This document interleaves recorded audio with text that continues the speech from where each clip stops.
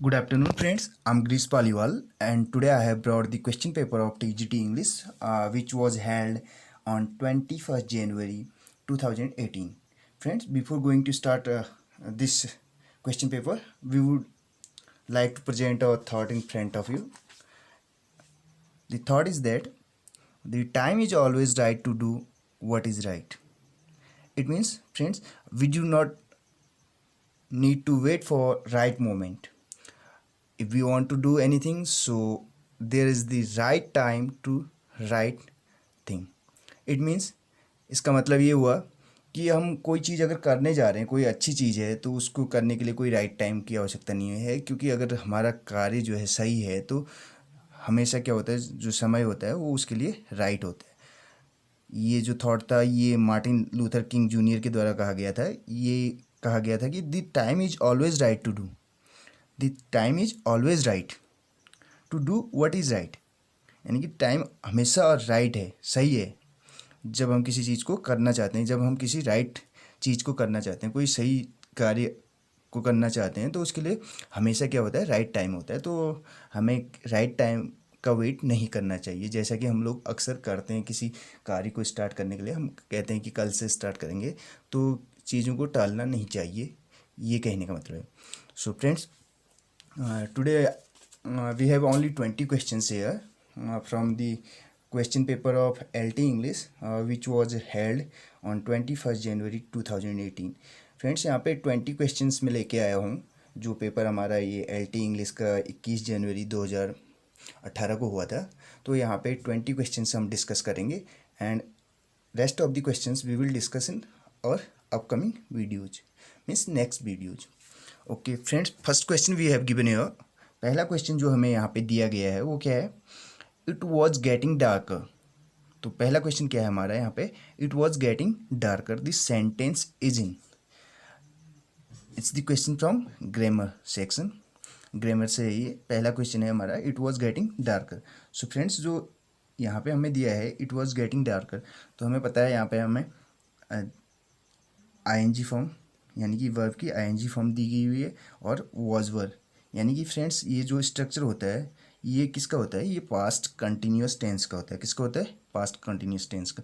इसके बारे में हम डिस्कस करते हैं यहाँ पे। पहले क्या आता है इसमें? सब्जेक्ट आता है, फिर इसका जब स्ट्रक्चर की बात करें तो वॉज ऑब्लिक व, फिर इसके बाद वर्ब की आईएनजी फॉर्म आती है, V first plus ING, then object.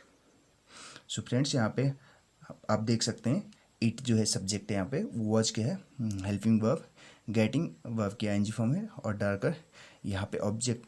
यानी कि फ्रेंड्स, ये डार्कर जो है यहाँ पे ऑब्जेक्ट ना कह के हम इसे बोल सकते हैं एडजेक्टिव है यहाँ पे, तो इससे कोई फ़र्क नहीं पड़ता। लेकिन ये हमें पूछ रहा है कि सेंटेंस कौन से टेंस में है, तो ये कौन से टेंस में है हमारा? जो ये सेंटेंस है हमें दिया गया है पहला सेंटेंस, ये पास्ट कॉन्टीन्यूस टेंस में। तो इसके अलावा फ्रेंड्स, जो हमें सेकेंड क्वेश्चन है यहाँ पे, सेकेंड क्वेश्चन कौन सा है? Which of these is not a work by Stephen Spender. अब ये जो वर्क्स दिए गए हैं नीचे हमें, which of these is not a work, उनमें से जो वर्क नहीं है स्टीफन स्पेंडर का, वो हमें बताना है यहाँ पे। सो फ्रेंड्स, यहाँ पे जो वर्क दिए गए हैं, first option overall with in over, B for whom the bell tolls, C the temple, D the struggle of the modern. So friends, correct answer of this question is for whom the bell tolls। कौन सा है? for whom the bell tolls। Friends, जो पहला जो word with in a word है, तो ये क्या है? ऑटोबायोग्राफिकल वर्क है स्टीफन स्पेंडर का। It was published in 1951। कब हुआ था? 1951 में। ऑटोबायोग्राफिकल बताया ये वाला। और जो सेकंड है टेम्पल, ये जो सी वाला है 1988 में पब्लिश हो रखा है, ये एक नोवेल है। और जो स्ट्रगल ऑफ द मॉडर्न है, ये 1963 में। तो जो बी ऑप्शन है यहाँ पे, फॉर हुम दी बेल टॉल्स, ये जो है किसका है फ्रेंड्स? ये वर्क जो है अर्नेस्ट हेमिंगवे का है। ये कितने में पब्लिश हो रखा है? 1940 में। 1940 में हो रखा है, तो ये नोवेल है।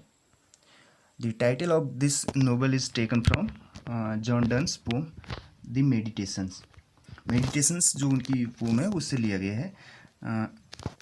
In meditation we can say John Donne has given this sermon, उपदेश ये दिया था, तो वहीं से इसका टाइटल लिया गया है, फॉर हुम दी बेल टॉल्स। किससे लिया गया है? मेडिटेशंस करके, मेडिटेशंस किसका है? जॉन डन का। जॉन डन क्या है? Metaphysical poet. क्वेश्चन नंबर 3 यहाँ पे हमें दिए गए हैं friends, Pope could fix in 1 couplet more sense than I could in 6। Pope क्या कर सकते हैं? फिक्स कर सकते हैं 1 कपलेट में, उससे ज़्यादा सेंस फिक्स कर सकते हैं जितना कि मैं कितने में कर सकता हूँ? 6 में, 6 कपलेट में। तो ये किसने कहा? Who said this about pope? Pope के बारे में किसने कहा? तो किसने कहा ये? यहाँ पे ऑप्शन हमें डॉक्टर जॉनसन, एडिसन, स्विफ्ट और Dryden. So friends correct answer is Jonathan Swift. कौन है? जोनाथन स्विफ्ट ने कहा था। अगला क्वेश्चन फ्रेंड्स हमें यहाँ पे दिया गया है, question number 4। 2+ verb form is. 2+ verb form क्या होती है फ्रेंड? यहाँ पे ऑप्शन हमें है gerund, an infinitive, perfect participle, past participle. तो 2+B1 फ्रेंड्स क्या होता है? इन्फिनेटिव होते हैं, एन इन्फिनेटिव। ये नानी नी जैसे हिंदी में बोलते हैं ना, मुझे ऐसा मुझे आपसे बात करनी है, I am to talk to you, I am to talk to you. देखिए 2+B1 आई एम, ये देखिए यहाँ पे सेंटेंस लिख रहा हूँ मैं, I am to talk to you. So ये 2+B1 जो है ये इन्फिनेटिव है, ये 2 तो आपका प्रेपोजिशन हो गया, तो यहाँ पे 2+B1 जो है इन्फिनेटिव होता है। और जेरेंड क्या होता है फ्रेंड्स? जेरेंड्स के बारे में आप जानते हैं, वर्बियल नाउन बोलेंगे इसे, क्या बोलेंगे? वर्बियल नाउन। कैसे होता है? जैसे हमने बोला running is a good habit, क्या बोल दिया एग्जाम्पल के लिए? Running is a good habit. अब ये running is a good habit, running क्या है? देखिए यहाँ पे हेल्पिंग वर्ब इज है, और आपका इंडेफिनिट आर्टिकल हो गया, गुड एडजेक्टिव हो गया, हैबिट आदत यानी कि नाउन है, ऑब्जेक्ट। अब रनिंग क्या है? यहाँ पे रनिंग क्या है? रनिंग किसकी तरह काम कर रहा है? एक नाउन की तरह काम कर रहा है, यानी कि सब्जेक्ट की तरह काम कर रहा है। देखिए ये प्रोनाउन तो है नहीं रनिंग, तो क्या है? नाउन। नाउन है, नाउन कैसे है? अब फ्रेंड्स वर्बियल नाउन इसलिए बोला मैंने क्योंकि जो रन है ये वर्ब है, तो रनिंग जो वर्ड है यहाँ पे है, यानी कि वर्ब के रूप में एक नाउन। जब भी नाउन जो क्या कहते हैं, जब वर्ब किसका काम करे? एक नाउन का काम करे, तो क्या कहलाएगा? जेरेंड कहलाएगा। और इसके अलावा परफेक्ट पार्टिसिपल, ये पार्टिसिपल की एक वीडियो मैंने बना रखी है, उसमें आप देख सकते हैं। परफेक्ट पार्टिसिपल क्या होता है? हैविंग प्लस बी थर्ड होता है।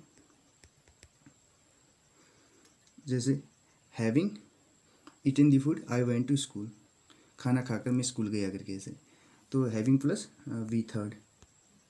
और पास्ट पार्टिसिपल क्या होते हैं? पास्ट पार्टिसिपल होता है फ्रेंड्स, ये पार्टिसिपल जो होते हैं एडजेक्टिव का काम करते हैं। और इसके अलावा पास्ट पार्टिसिपल क्या होता है? जैसे मैंने बोला आई हैव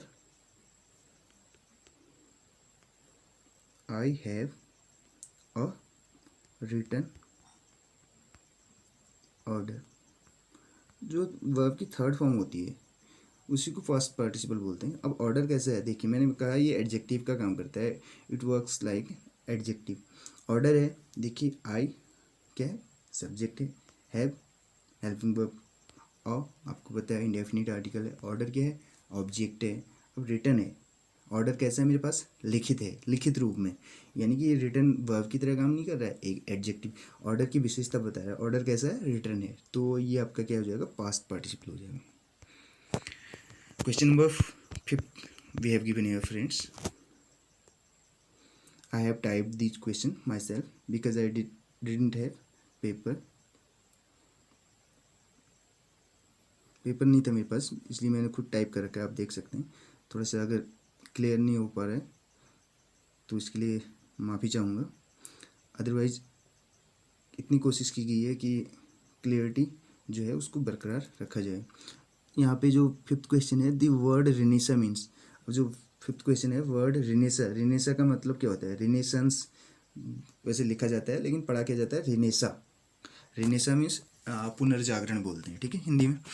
रिनेसा का मतलब क्या होता है? तो यहाँ पे reunion, responsibility, revival of learning, relationship. तो फ्रेंड्स करेक्ट आंसर क्या होता है कि रिनेसा का मतलब क्या होता है? Revival of learning, revival of art, यानी कि यहाँ पे लर्निंग का क्या है? पुनर्जीवन बोल सकते हैं, रिवाइवल, ठीक। तो करेक्ट आंसर हमारा हो जाएगा C. Question number 6, which is not an ode by, which is not an ode by John Keats. John Keats का ओड नहीं है, कह रहे कौन सा नहीं है? Ode to a nightingale, ode on a Grecian urn, ode to the west wind, और लास्ट हमारा है ode to autumn. So friends, ode to nightingale, ode on Grecian urn, ode to autumn, ये किसके हैं? ये तीनों जॉन कीट्स के हैं। जॉन कीट्स कौन से एज से बिलोंग करते हैं? रोमांटिक एज से बिलोंग करते हैं, रोमांटिक एज। टाइम पीरियड क्या है आपको पता है इसका? 1798 से 1837। अब इसका 1837 है, तो 1798 जो है यहाँ पे क्या स्टार्ट हुआ था? लिरिकल बैलेट्स पब्लिश हुए थे, जो कि कोलेबरेशन में लिखे थे सैमुअल टेलर कोलेरिज और वर्ड्सवर्थ ने। और जो 1837 था, यहाँ से विक्टोरियन एज स्टार्ट होती है, यानी कि क्वीन विक्टोरिया का क्या था? वो अपनी गद्दी पे, यानी कि अपने सिंहासन पे बैठी थी 1837, ठीक है। तो जो हमारा इसमें करेक्ट आंसर होगा ode to the west wind. Ode to the west wind किसने लिखा है? ये लिखा है पीवी शैली ने। ये भी पीवी शैली भी जो हैं रोमांटिक एज के ही हैं। कब लिखा था इन्होंने? 1820 में। कब लिखा था? 1820 में लिखा था, ode to the west wind. So अगला क्वेश्चन हमारा यहाँ पे friends, question number 7। Seventh question जो हमारा है, who is the writer of the poem Dover beach. Dover beach के राइटर कौन है पूछ रहे हैं। तो डोवर बीच के राइटर कौन है फ्रेंड्स? आप भी जानते होंगे कौन है? Matthew Arnold. कौन है? मैथ्यू अर्नोल्ड है। मैथ्यू अर्नोल्ड ने लिखी थी, कब लिखी थी? एक लिरिकल पोम है, और ये लिखी थी 1867 में। 1867 कब लिखी थी फ्रेंड्स? 1867 में लिखी थी। इसके साथ साथ एक थेरेसिस करके भी लिखी थी इन्होंने, ये एलिजी थी, तो ये भी 1867 में लिखी थी। और किसको डेडिकेट कर रखी थी? तो ये किसके नाम पे थी जो एलिजी लिखी थी? किनको लिखी थी? किनकी डेथ पे लिखी थी? आर्थर ह्यू क्लो, AHC करके हम याद कर सकते हैं। Next question friends, 8th question है यहाँ पे, Bluntschli who is Swiss by birth in Arms and the Man fights for, किसके लिए लड़ते हैं? तो यहाँ पे ऑप्शंस हमें दिए गए हैं, A the Serbians, B the Poles, C the Swiss, और D the Germans. So correct answer is the fights for the Serbians. किसके लिए लड़ते हैं? ये ब्लंटसली जो एक स्विस है बाय बर्थ, जन्म से, आर्म्स एंड द मैन में। तो आर्म्स एंड द मैन में जो करेक्टर है ब्लंटसली, ये किसके लिए लड़ते हैं? Fights for the Serbians. Question number 9, this famous line to strive to seek to find and not to yield is written by whom, किसके द्वारा लिखी गई है? किसके द्वारा लिखी गई है फ्रेंड्स? ये लिखी गई है, यहाँ पे हमें ऑप्शन दिए हैं, S T. Coleridge, P B. Shelley, Lord Alfred Tennyson, Robert Browning. So friends correct answer इसका क्या है? Lord Alfred Tennyson. किसने लिखी है? लॉर्ड अल्फ्रेड टेनिसन ने लिखी है। ये कौन सी ये जो लाइन है, ये कौन सी पोम से ली गई है? यूलिसिस से लेके, यूलिसिस, ये इनकी पोम थी। किसकी? लॉर्ड एल्फ्रेड टेनिसन की। कब लिखी गई थी? Written in 1833। कब लिखी गई थी? 1833 में। और पब्लिश कब हो रखी थी? पब्लिश्ड हो रखी थी 1842 में। पब्लिश कब हुई थी फ्रेंड्स? 1842 में। और इसके अलावा जो यूलिसिस है ये नोवेल भी है, किसका है? जेम्स जॉयसी का है। किसका है फ्रेंड्स? यूलिसिस नोवेल भी है एक, जेम्स जॉयसी का है। तो कब लिखा था इन्होंने? यानी कि उसी डेट उसी ईयर लिखा था बोल सकते हैं जब टी.एस. एलियट का क्या पब्लिश हुआ था, दी वेस्टलैंड, यानी कि 1922 में। जेम्स जॉयसे का क्या है? दी यूलिसिस नोवेल है। और लॉर्ड अल्फ्रेड टेनिसन का क्या है? पोम है, जिसमें से ये लाइन ली गई है, to strive, to seek, to find, not to yield. Next question friends, यहाँ पे हमें जो दिया गया है question number 10th, what was the occasion for writing the poem O captain my captain? O captain my captain, तो ये किस ओकेजन पे लिखी थी ये पोम? और किसने लिखी थी? किसने लिखी थी फ्रेंड्स? किसने लिखी थी? ये लिखी थी Walt Whitman. Walt Whitman American writer हैं, पोएट बोल सकते हैं। तो इन्होंने लिखी थी कौन से ओकेजन पे लिखी थी? ऑप्शंस हमें यहाँ पे दिए गए हैं। पहला है the assassination of Abraham Lincoln, B the passing of the slave law, C the onset of civil war in America, D Walt Whitman's friendship with an Gilchrist. So friend, correct answer of this question is the assassination of Abraham Lincoln. ये कब लिखी गई थी friends? The assassination of Abraham Lincoln on the occasion for writing the poem O captain my Captain. ये जो लिखा था इन्होंने, वॉल्ट विटमैन ने, किनके असैसिनेशन पे लिखी थी? अब्राहम लिंकन के। और इसी में और भी एक और है, when lilacs ends in a dooryard bloom करके है फ्रेंड्स, आप चेक कर सकते हैं। ये असैसिनेशन पे ही लिखा गया था। तो ये ओ कैप्टन माई कैप्टन जो है इसका करेक्ट आंसर है the assassination of Abraham Lincoln. Question number 11, who is the master of stream of consciousness technique in British English fiction? British English fiction में स्ट्रीम ऑफ कॉन्शियसनेस टेक्निक के master कौन है? तो कौन है फ्रेंड्स? Virginia Woolf. कौन है? Virginia Woolf है। स्ट्रीम ऑफ कॉन्शियसनेस को इन अदर वर्ड्स में हम बोल सकते हैं इंटीरियर मोनोलॉग। क्या बोल सकते हैं? Interior monologue. Log means speech, mono means one, यानी कि सिंगल, जहाँ पे बोल सकते हैं व्यक्ति अपने आप से बात करता है, यानी कि अपने आप किसी डायलॉग या उसको रिपीट करता है। तो आपने देखा होगा ड्रामेटिक मोनोलॉग के जो फादर हैं या जिन्होंने बहुत ज़्यादा ड्रामेटिक मोनोलॉग्स लिखी हैं, कौन है? रॉबर्ट ब्राउनिंग है। तो इसके बारे में भी आप डिटेल से चेक कर सकते हैं। अगला क्वेश्चन जो है क्वेश्चन नंबर 12 हमें दिया गया है, the idiot boy by Wordsworth इजन। जो इडियट बॉय है ये क्या है? वर्ड्सवर्थ के द्वारा लिखा गया एलिजी है, बैलेड है, सोनेट है और ड्रामेटिक मोनोलॉग है। सो friends, correct answer of this question is ballad. क्या है? बैलेड है। ये क्या है? बैलेड है। बैलेड क्या होता है? नरेटिव पोम होती है।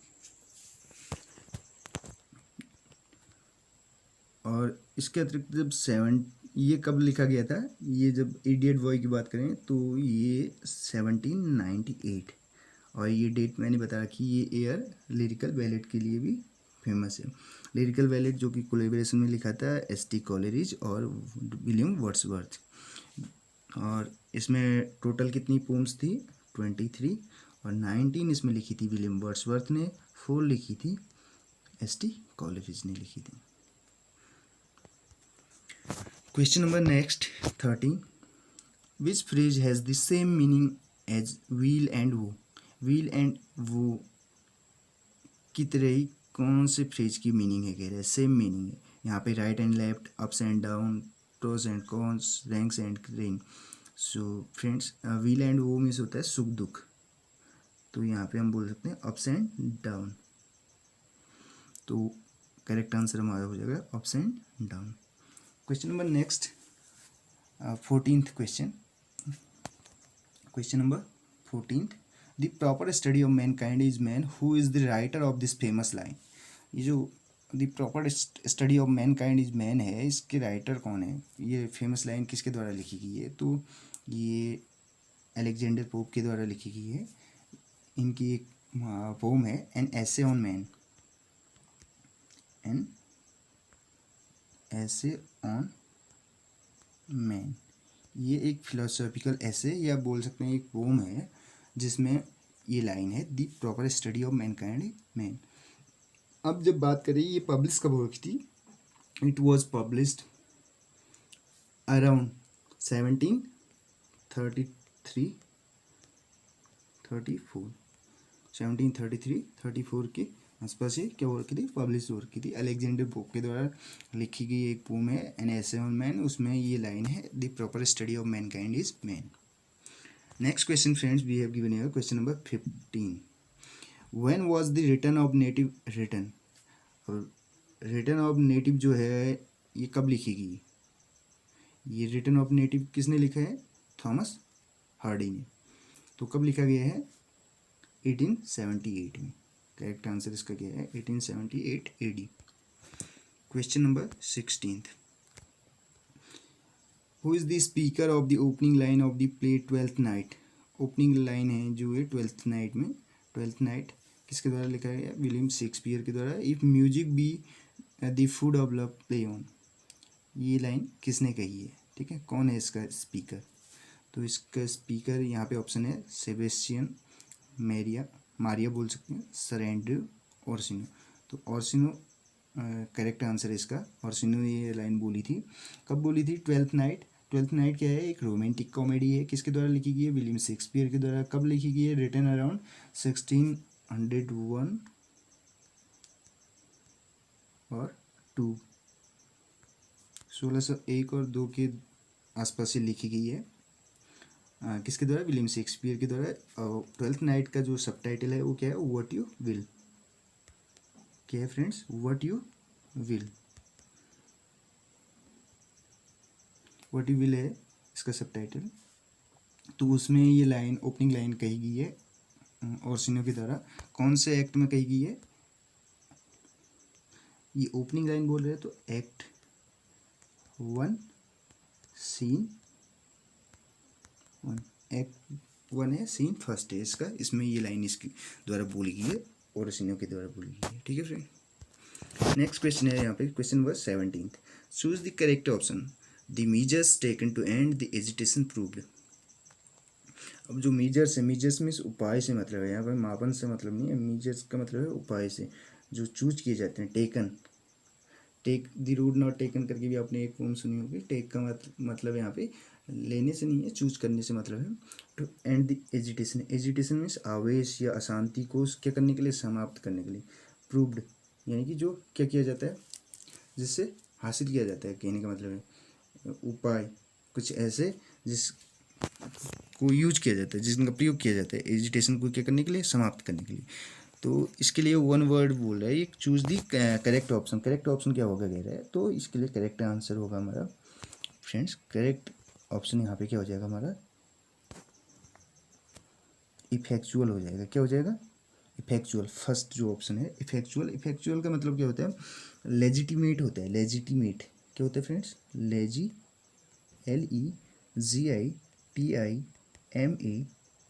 लेजिटिमेट। वैलिड बोल सकते हैं, लीगल बोल सकते हैं, और इसके अलावा इफेक्टिव बोल सकते हैं, प्रभावी। तो कहने का मतलब वैध, वैध ही होते हैं। अब ये वैध वाले नहीं, डॉक्टर्स वाले नहीं, जो वैलिड होते हैं, वैलिड, वैध, जैसे आंकड़े होते हैं ना, वैध बोलते हैं ना, तो ऐसे ही ये इफेक्चुअल होता है। इफेक्चुअल यानी इफेक्टिव होता है, प्रभावी होता है। Question number next, question number 18th question हमें यहाँ पे दिया गया है फ्रेंड्स। आप देख सकते हैं, which part of speech the underline word belong. अब पार्ट ऑफ स्पीच बताना है, जो अंडरलाइन वर्ड है इसमें। अब में हमें the moral law is above civil, moral law जो है अबव है सिविल से, तो इसका हमें पार्ट ऑफ स्पीच बताना है। एडवर्ब है कि नाउन है, एडजेक्टिव है और प्रीपोजिशन है। तो इसमें फ्रेंड्स एडवर्ब, नाउन, एडजेक्टिव का कोई सवाल ही नहीं है, ये क्या है, प्रीपोजिशन है। तो करेक्ट आंसर हमारा हो जाएगा preposition. Next question, question number 19। The term negative capability was first used by, term जो निगेटिव कैपेबिलिटी है ये पहली बार प्रयोग की गई, किसके द्वारा की गई? ऑप्शंस भी है भैया, जॉन कीट्स, कॉलेरिज, शैली, Byron. So friend correct answer is John Keats. John Keats के द्वारा यूज किया गया। The term negative capability was first used by John Keats on 21 December 1817। कब यूज किया गया था? 21 दिसंबर 1817 1817 से रिलेटेड एक और फैक्ट मैं आपको यहाँ पे एक और जानकारी दे दूँ तो बायोग्राफिया लिटरेरिया आपने सुना होगा, किसने लिखा था? एस.टी. कॉलेरिज। यानी कि ये यहाँ पे बात हो रही है निगेटिव कैपेबिलिटी की, तो पहली बार कॉइन किया गया जॉन कीट्स के द्वारा। किस पे किया गया था, किसके लिए? ऑन शेक्सपियर पे। तो ये किया गया था 21 दिसंबर 1817 को। Friends last question of this video, the meaning of amicably. Amicable से बना है फ्रेंड्स, तो एमिकेबली का मीनिंग क्या होता है? कह रहे हैं फ्रस्ट्रेटेड, फ्रेंडली वे, रिजेक्टेड और प्रोटेक्टेड। तो फ्रेंड्स जो एमिकेबली है इसका जो करेक्ट आंसर है यहाँ पे फ्रेंडली वे होता है, यानी कि मित्रतापूर्ण तरीके से। एमिकेबल, अब यहाँ पे इसको याद करने का बोल सकते हैं, एक केबल है, केबल किसका काम करती है? जोड़ने का काम करती है, कनेक्ट करने का काम। इसको याद करने का एक तरीका हो सकता है, केबल कनेक्ट करने का काम करती है। और कनेक्ट करके क्या होगा? जब आप एक दूसरे से कनेक्ट होंगे तो आपका क्या होगा? एक रिलेशनशिप, यानी कि उसको हम ऐसे याद कर सकते हैं, आप केबल के द्वारा किसी के साथ क्या कर सकते हैं? फ्रेंडली वे, यानी कि फ्रेंडशिप इस्टेब्लिश कर सकते हैं, स्थापित कर सकते हैं। तो इस तरीके से आप याद कर सकते हैं। आपका अलग तरीका भी हो सकता है, अगर आपको लगता है कि ये तरीका सही है तो आप इसे अप्लाई कर सकते हैं। सो फ्रेंड्स कैसी लगी आपको वीडियो? अगर कोई आपकी डाउट्स हों तो आप कमेंट बॉक्स में बता सकते हैं। अगले पार्ट्स के लिए आपको इंतज़ार करना पड़ेगा। जो टोटल 70 क्वेश्चंस हैं यहाँ पे इंग्लिश से रिलेटेड, वो हम नेक्स्ट वीडियोज़ में डिस्कस करेंगे। इस वीडियो में इतने ही क्वेश्चन काफ़ी हैं। So friends thank you so much for watching this video. और अगर आप चैनल पर नए हैं तो चैनल को सब्सक्राइब करना ना भूलिएगा। Thank you so much friends. और ऑलरेडी सब्सक्राइब किया है तो अपने फ्रेंड्स को भी शेयर कर सकते हैं। Thank you.